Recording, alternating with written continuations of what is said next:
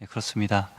우리의 삶의 모든 순간들이 오늘 할렐루야 찬양대를 통하여서 고백되었던 것처럼 하나님의 은혜인 것을 오늘 이 찬양을 통해서 다시 한번 저와 여러분이 가슴으로 고백할 수 있는 시간이 될 수 있기를 주님의 이름으로 소망합니다. 아멘. 네, 우리 옆 사람과 함께 인사해 보도록 하겠습니다. 모이기에 힘쓰는 공동체가 됩시다. 네, 잘 오셨습니다. 함께 다시 한번 인사해 보겠습니다. 잘 오셨습니다.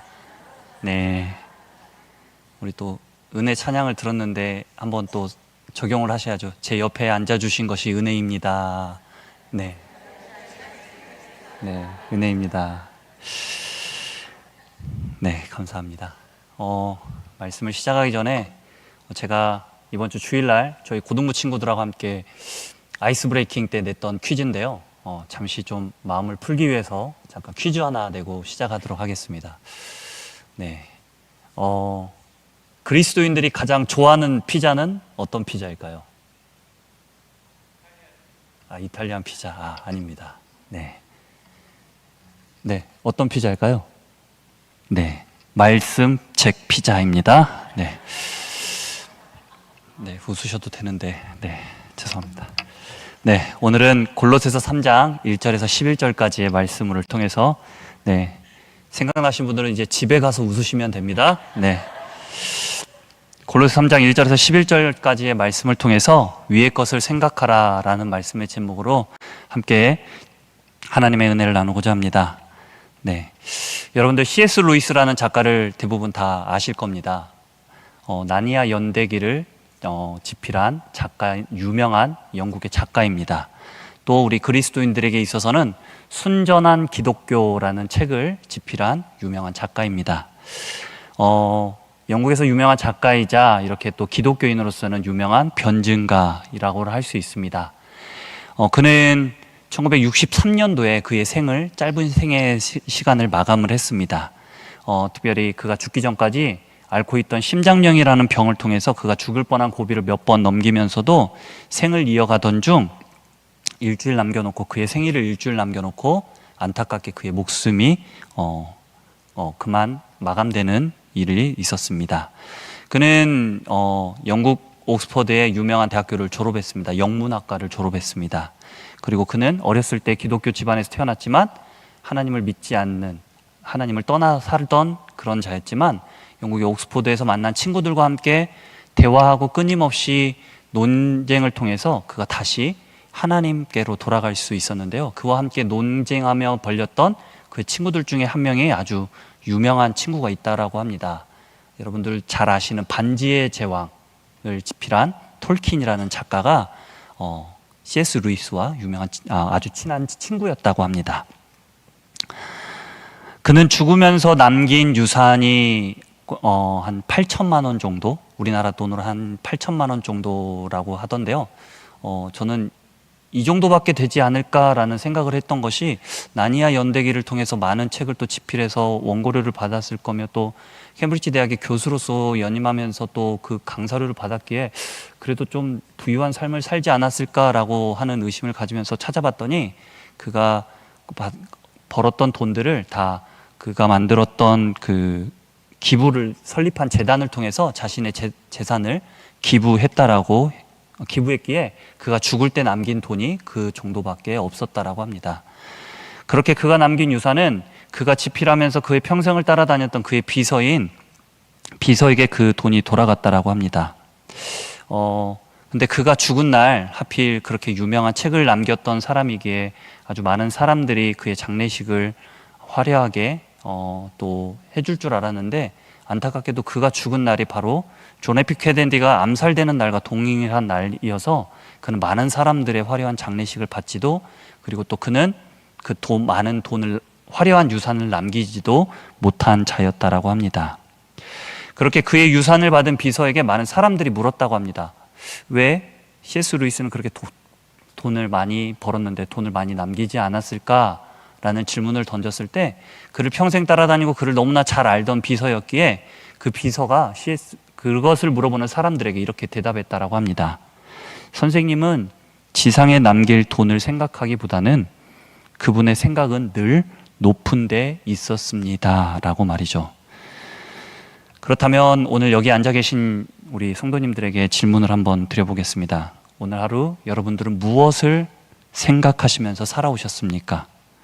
저와 여러분이 오늘 이 말씀을 통해 다시 한번 우리가 살아가면서 무엇을 생각해야 할지, 무엇을 바라보아야 할지, 우리의 신앙의 기준이 무엇이 되어야 할지에 대해서 오늘 우리가 이 말씀을 통해 스스로 질문을 던지고 말씀을 통해서 그것에 대하여 답을 찾을 수 있는 시간이 될 수 있기를 주님의 이름으로 소망합니다. 오늘 우리가 함께 읽은 본문의 말씀은 사도 바울이 골로새에 있는 성도들에게 편지한 내용의 일부분입니다. 그렇다면 우리는 먼저 사도 바울이 왜 골로새에 있는 성도들에게 이 편지를 썼을까요? 그것은 지금 골로새에 처한 어려움에 대하여 에바브라에게 소식을 듣고 나서 현재 그곳에 일어나고 있는 그 어려움들을 이겨낼 수 있도록 그곳에 있는 골로새 성도들에게 힘과 용기를 주기 위해서였습니다. 그렇다면 그 골로새에 있는 성도들에게 무슨 어려움이 일어났던 것일까요? 그것은 바로 성서학자들이 이 골로새 내용의 편지를 가지고 분석해 보기로는 영지주의적 거짓된 가르침, 그리고 유대 종교와 이방 종교에 대한 혼합, 종교적인 내용, 그리고 그것들을 담고 있는 이단들의 가르침이 그곳 가운데 만연했기 때문이라고 합니다. 그래서 바울은 편지를 통해 그들에게 잘못된 가르침에 대한 훈계, 그리고 또 그것을 구별해낼 줄 아는 능력을 길러주기 위해서, 가르쳐주기 위해서 오늘 본문의 말씀을 통해 골로새 성도들에게 복음을 선포하고 있는 것입니다. 이러한 잘못된 이단주의적 그리고 인본주의적 신앙들을 구별하고 그것들에 빠지지 않게 하기 위한 방법이 무엇이라고 사도 바울은 오늘의 말씀 속에서 우리에게 전하고 있습니까? 바로 1절의 말씀 속에 그 해답이 있습니다. 위의 것을 찾으라. 그렇다면 그 위의 것을 찾기 위해서 어떻게 해야 한다라고 사도 바울은 지금 성도들에게 말하고 있습니까? 먼저 위의 것을 찾고 그것을 생각해야 한다라고 말하고 있습니다. 그런데 위의 것을 찾기 위해서 사도 바울이 전제 조건을 내걸고 있는 것이 있습니다. 그것이 무엇입니까? 오늘 본문의 말씀 1절에 이렇게 말하고 있습니다. 그리스도와 함께 다시 살리심을 받았으면. 다시 살리심을 받았다. 여러분, 다시 살기 위해서는 어떻게 돼야 될까요? 죽어야겠죠. 죽어야 다시 살림을 받을 수 있겠죠. 그렇다면 다시 살림을 받기 위해서는 전제 조건이 있습니다. 그것이 무엇입니까? 무엇에 대하여? 죽었다라는 것이죠. 그렇다면 사도 바울이 말하고 있는 다시 살림을 받았다라는 그 전제 조건과 전제 조건 속에 죽었다. 과연 무엇에 대해서 죽었다라고 사도 바울은 말하고 있는 것일까요? 먼저는 죄에 대해서 죽은 자, 그리고 또 우리의 욕심에 대해서 죽은 자가 되어야 하며 3장의 바로 앞장에 있는 2장 20절의 말씀을 토대로 따르자면 세상의 초등학문에 대하여 죽었던 자가 되어야 한다라는 것입니다. 다시 말해 이전에 무엇이든지 내게 유익하다고 여겼던 것들을 그리스도와 내가 함께함으로 해로 여기고 내가 이전에 가지고 있던 모든 것들을 잃어버리더라도 지금 내가 그리스도와 함께 사는 것이 가장 좋은 것이고 가장 고상한 것이기 때문에 내가 그것들에 대해서 죽어야 한다라고 말하고 있는 것입니다. 사도 바울은 골로새 성도들에게 이전의 삶에 대하여 죽었던 자가 되었던 우리가 다시 그리스도의 부활로 인해서 새로운 삶을 얻었기에 이제는 이전의 것을 추구하는 삶이 아닌 새로운 삶으로의 전환을 통해 골로새 성도들에게 그것들을 제시하고 지금 선포하고 있는 것입니다.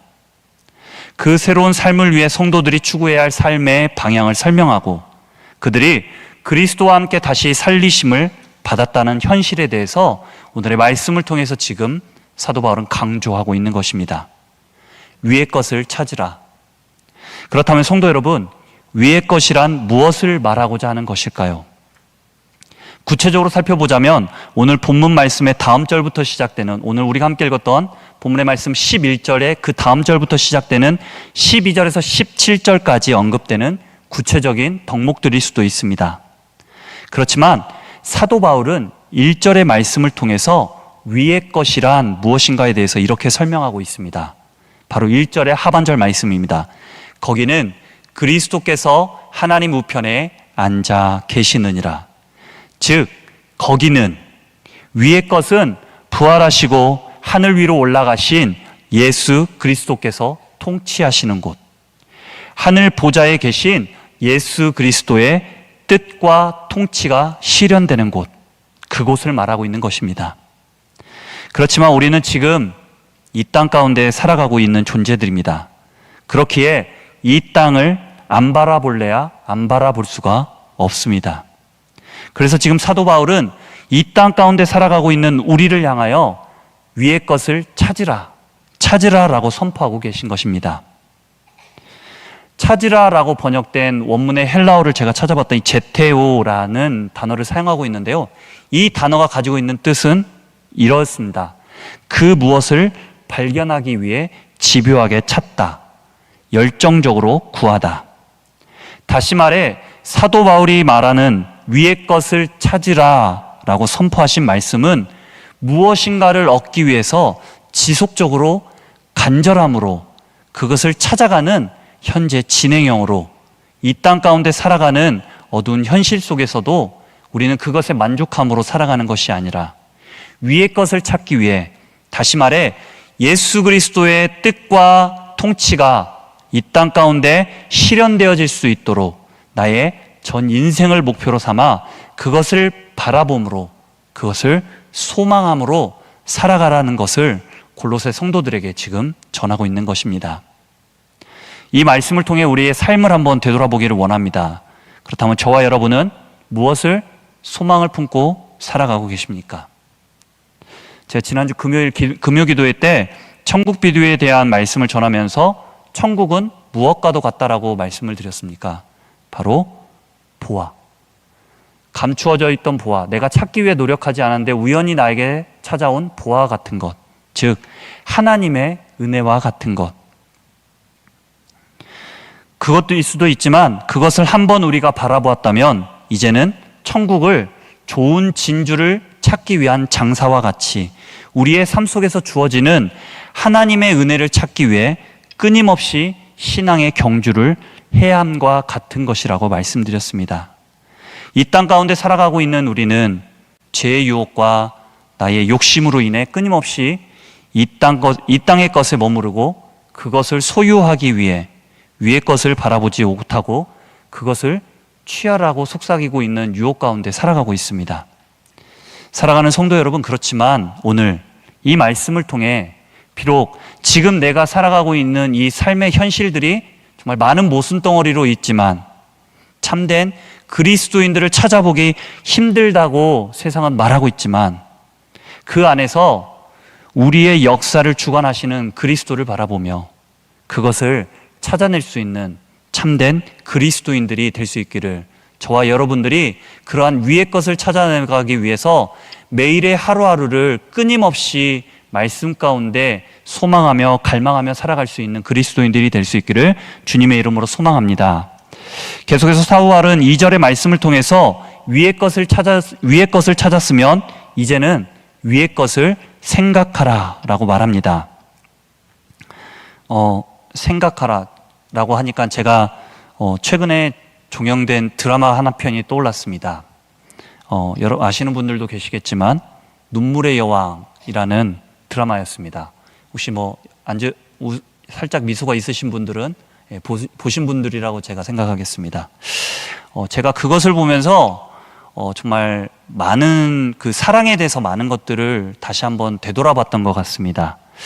그래서 제가 설교를 할 때 꼭 이 자리에 서면 이 성도님들과 함께 이 축복을 한번 나눴으면 좋겠다라고 생각을 했습니다.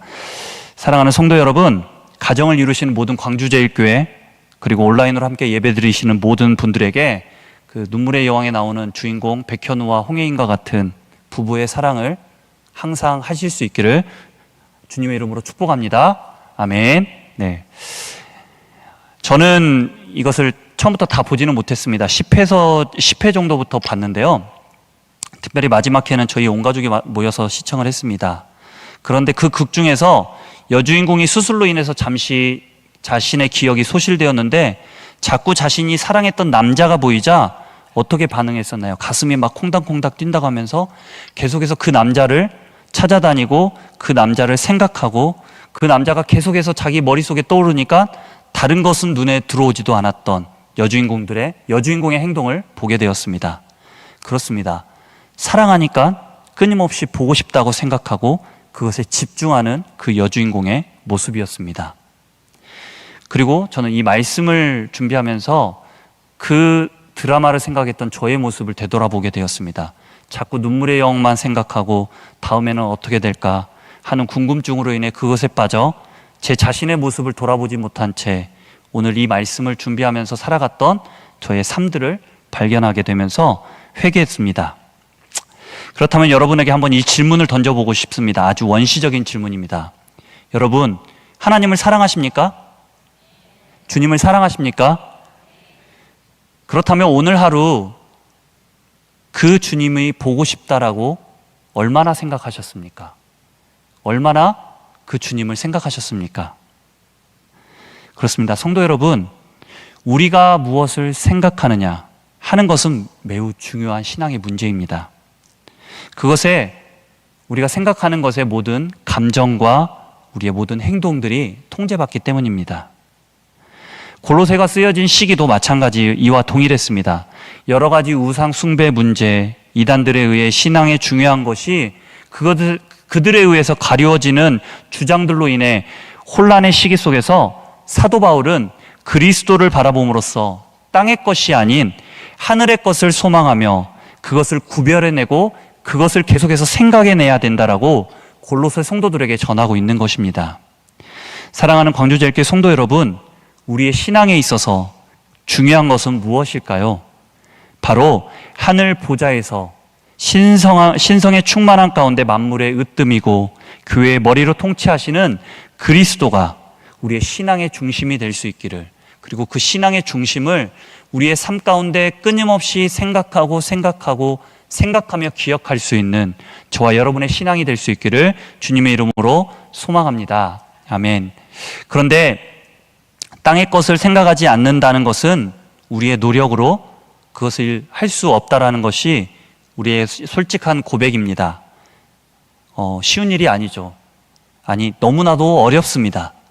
그래서 우리는 매일의 삶 속에서 그것들을 이겨내기 위해 매일매일 치열하게 영적인 전투를 벌입니다. 내 안에 있는 정욕들과 말입니다. 내 안에 있는 그러한 정욕들이 무엇입니까? 우리가 함께 읽어본 본문의 말씀인 5절과 8절과 9절에서는 이렇게 말하고 있습니다. 골로새서 3장 5절 말씀입니다.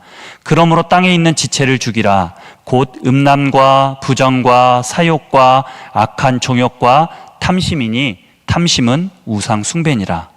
골로새서 3장 8절에서 9절은 이렇게 말하고 있습니다. 이제는 너희가 이 모든 것을 벗어버리라.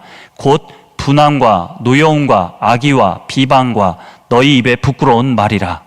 너희가 서로 거짓말을 하지 말라. 옛 사람과 그 행위를 벗어버리고. 그렇습니다. 이러한 모든 정욕들을, 그것들을 벗어버리고 그렇게 살아가야 한다라고 말하고 있습니다. 그리고 이 모든 정욕들이 앞서 5절과 8절과 9절에서 나열되고 있는 이 모든 정욕들을 합쳐서 9절에서는 이러한 생각들과 방식을 사도 바울은 이렇게 정의 내렸습니다. 옛 사람과 그 행위. 이것들은 우리 모두 안에 있는 욕망들입니다. 특별히 5절을 집중해서 다시 한번 우리가 살펴보기를 원합니다. 땅에 있는 지체들에 대한 설명 중 여러분들 탐심을 가장 뒤에 두었습니다. 탐심에 대한 부가적인 설명까지 추가적으로 사도 바울은 말하고 있습니다. 그것이 무엇입니까? 탐심이 곧 우상 숭배라고 말이죠. 저와 여러분은 이러한 죄성을 너무나도 잘 알고 있습니다. 왜냐하면 누구나 다 한 번쯤은 그것들을 경험해 보셨기 때문이죠. 우리가 성에 대한 탐심을 가지게 되면 음란과 악한 정욕에 빠지게 됩니다. 돈에 대한 탐심을 가지게 되면 어떻게 됩니까? 그렇습니다. 부정과 사욕에 빠지게 됩니다. 즉 5절에서 나열하고 있는 본능과 욕구에 의해 움직이는 이 주체들의 밑바닥에 자리 잡고 있는 것은 결국 탐심이라는 것을 바울은 골로새 성도들에게 전하고 있는 것입니다. 결국 이러한 탐심이 인간의 마음속에 자리 잡게 되면 우리의 마음은 무엇으로 가득 차게 된다는 것입니까? 앞서 5절과 8절과 9절에 나오는 여러 가지 항목들이 우리의 마음 가운데 가득 차게 되면 우리가 제대로 하나님을 바라볼 수 없게 만들어 버린다는 것입니다. 제가 탐심이라는 단어를 사전적 의미를 찾아보기 위해 네이버 어학서전을 찾아봤더니 탐심은 이런 뜻을 가지고 있었습니다. 무엇인가 가지려는 과도한 욕망. 그래서 제가 또 욕망이라는 단어를 사전적 의미를 찾아보았더니 네이버 어학서전에 이런 정의를 내리고 있었습니다. 욕망은 부족함을 느껴 무엇을 가지거나 무엇을 누리고자 탐하는 것. 이것을 우리의 신앙적으로 풀이해보자면 욕망에 대해서 저는 이렇게 설명하고 싶습니다. 욕망은 탐심이고 결국 욕망과 탐심은 하나님이 우리에게 허용하신 범위를 넘어 우리의 감정과 의지를 함부로 사용하는 것. 다시 말해 우리의 감정과 의지를 함부로 사용하여 하나님의 범위를 벗어나 더 이상 하나님을 제대로 볼 수 없게 만들어버리는 것. 그렇게 오늘 본문의 5절에서는 이러한 탐심을 무엇이라고 사도 바울은 결론 내리고 있습니까? 바로 우상 숭배. 하나님보다 다른 것을 더 사랑하는 것. 하나님보다 다른 것을 더 구하기 위해 찾아가는 것. 그것을 우리는 모든 것을 통틀어 우상 숭배라고 말합니다. 요즘 옛날에 한참 재미있게 제가 고등학교 때 나왔던 개그 콘서트가 폐지되었다가 요즘 최근에 다시 부활을 해서 종종 유튜브 영상으로 짧은 영상들이 한 번씩 올라와서 제가 그것들을 보았는데요. 저만 그런지 모르겠지만 제가 그것들을 보면서 옛날에 비해 눈살이 찌푸러지는 부분들이 너무나 많이 있었습니다. 그것은 너무나도 웃기기 위해서 너무나도 성적인 묘사가 심해지고 있었고 너무나도 욕설이 난무한다라는 것입니다. 웃음을 주기 위해 만들어진 프로그램인데 욕설이 난무하고 성적인 묘사가 너무나 서스럼 없이 자행되고 있다는 것이었습니다. 왜 이럴까요? 그것은 아마도 그들이 우리의 욕망을 자극시키기 위해서가 아니었을까요? 그러니 좀 더 자극적으로 이것은 부족해. 그러니 좀 더 채워줘. 욕망과 같이 아무리 채우려 해도 부족함을 느껴 무엇을 더 가지고 더 누리고자 하는 마음. 그 마음이 있기에 땅에 있는 지체는 아무리 내가 그것들을 채우려고 해도 채워지지 않는 것입니다.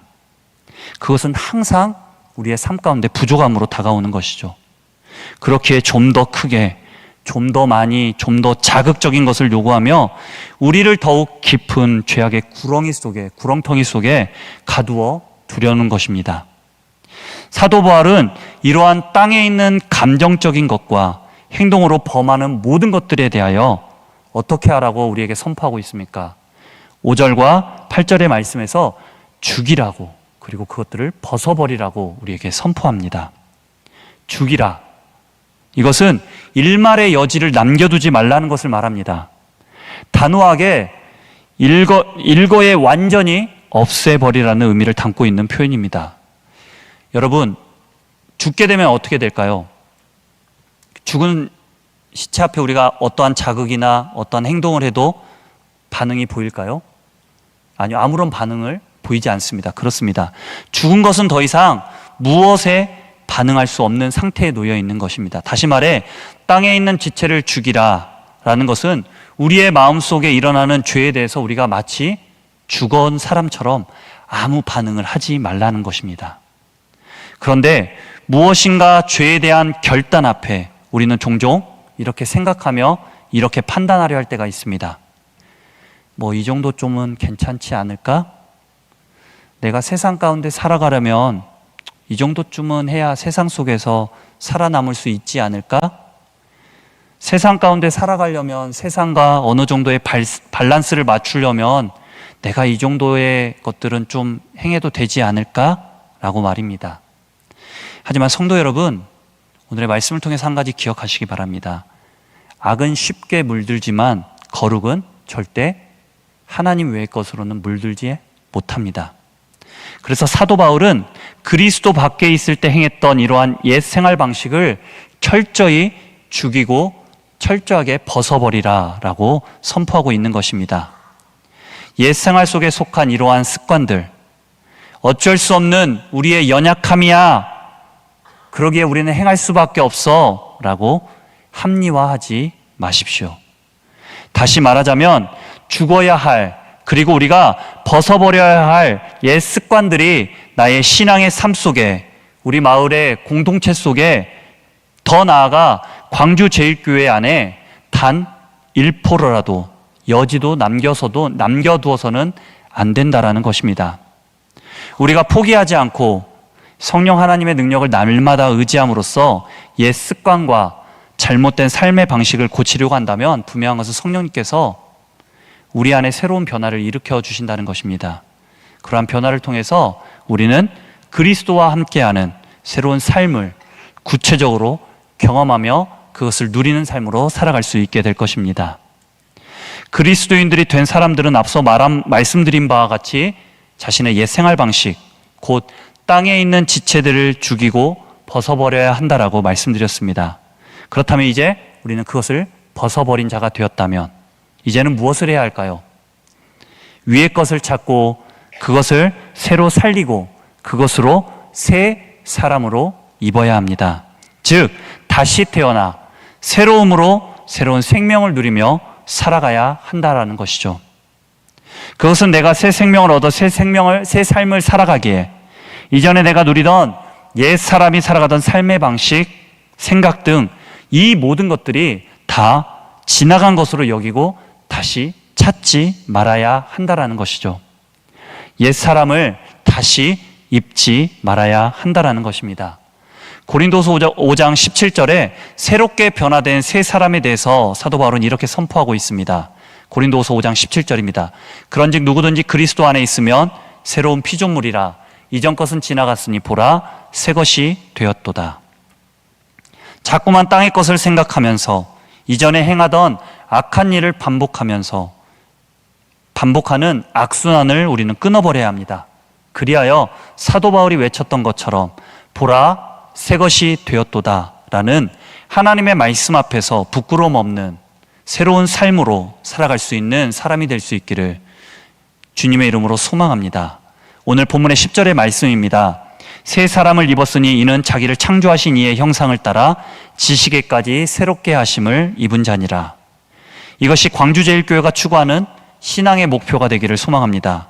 하나님의 형상을 회복하는 것, 우리가 본래 지어진 표준을 따라가는 것, 그것이 바로 새로운 사람을 입은 자의 모습인 것입니다. 특별히 사도 바울은 지식에까지 새롭게 입은 자라는 표현을 통해서 세상이 주는 지식을 통해서는 결코 우리가 새롭게 될 수 없음을 고백하고 있는 것입니다. 왜냐하면 유한한 인간이 만들어 놓은 세상의 것, 유한한 존재성을 가진 인간이기에 우리가 가진 지식과 우리가 만들어 놓은 것들은 한계성을 가질 수밖에 없기 때문입니다. 그렇기에 인간적인 지식으로는 하나님을 이해할 수 없고 깨달을 수조차 없습니다. 그렇지만 예수 그리스도를 통해 우리의 옛 자아를 버려버리고 새롭게 새 사람으로 덧입은 자가 된다면 그 안에 성령님의 인도하심을 통해 하나님을 아는 지혜로움, 새로운 지식을 입는 자가 될 수 있음을 이 말씀을 통해서 깨닫게 되기를 소망합니다. 또 한편으로 바울이 이곳에 지식을 언급한 이유에 대해서는 앞서 제가 골로새 교회 형편을 말씀드렸다시피 그들의 문제점을 해결하기 위해 제시하고 있는 것입니다. 혼합 종교와 이단들, 특별히 자신들이 특별한 영적 지식을 가지고 있다라고 주장하는 영지주의달로부터 인한 어려움에 대해서 바울은 인간이 만들어낸 이러한 지식들을 초등 학문이라고 표현함으로써, 다시 말해 인간이 만들어낸 지식은 잘못된 지식이며 하나님을 알아가는 데 있어서 아무런 도움을 줄 수 없는 지식이자 하나님의 형상을 닮아갈 수 없도록 하는 지식이기에 아무리 이러한 지식을 많이 듣고 가진들 새롭게 될 수 없다라는 것을 골로새 성도들에게 전하고 있는 것입니다. 그렇게 지식적으로 유식하며 본인들의 지식을 자랑하는 자들이 했던 것이 무엇입니까? 11절의 말씀을 함께 보십시오. 거기에는 헬라인이나 유대인이나 할레파나 무할레파나 야만인이나 수구디아인이나 종이나 자유인이나 차별이 있을 수 없나니 오직 그리스도는 만유시요 만유 안에 계시니라. 그들은 그들만의 지식을 통해 사람을 구별하고 차별하고 무시하고 핍박했습니다. 그렇지만 11절의 말씀을 통해서 새 사람을 입은 예수 그리스도와 함께하는 자들에게는 무엇이라고 말하고 있습니까? 차별이 있을 수 없음을 고백하고 있는 것입니다. 바로 예수 그리스도의 사랑이 그 새 사람 안에 함께하기에, 하나님의 형상을 닮아가는 자들이기에 우리가 하나님의 한 백성이요 하나님의 한 사람이기에 차별할 수 없다라는 것을 사도 바울은 전하고 있는 것입니다. 사랑하는 광주제일교회 성도 여러분, 오늘 본문의 말씀은 바울이 골로새 성도들이 가져야 할 신앙의 삶의 방향성을 제시함과 동시에 그들이 행하고 있는 것들에 대한 멈춤과 잘못에 대한 지적이 담겨져 있는 말씀입니다. 어떻게 보면 누군가의 죄에 대해서 지적한다는 것, 그것은 듣는 자와 말하는 자에게 있어서 불편함일 수 있습니다. 그렇지만 이러한 불편함을 우리가 감수하지 못한 채 그것들에게 타협하고 이 정도 해도 돼, 이 정도는 그래, 우리의 연약함 때문에 있을 수 있어 라고 묵인해버린다면 우리는 과연 이 안에서 무엇을 찾고 있는 자들이 되는 것일까요? 위의 것을 생각하라. 이것은 단순히 일회성으로 끝나고 그냥 생각하고 끝나버리는 것이 아닙니다. 끊임없이 생각하고 또 생각함으로써 우리가 그것을 찾아가는 과정 속에 놓여 있는 것임을 우리에게 말하고 있는 것입니다. 이것을 신학적인 용어로 성화라고 합니다. 이 땅 가운데서 하나님의 백성으로 부르심을 받은 우리가 하나님의 자녀로 살아가면서 오늘 말씀을 따라서 위의 것을 찾고 또 위의 것을 생각함으로써 우리의 생명이신 그리스도께서 나타나실 그때에 우리가 그와 함께 영광 중에 나타날 수 있기를 주님의 이름으로 소망합니다.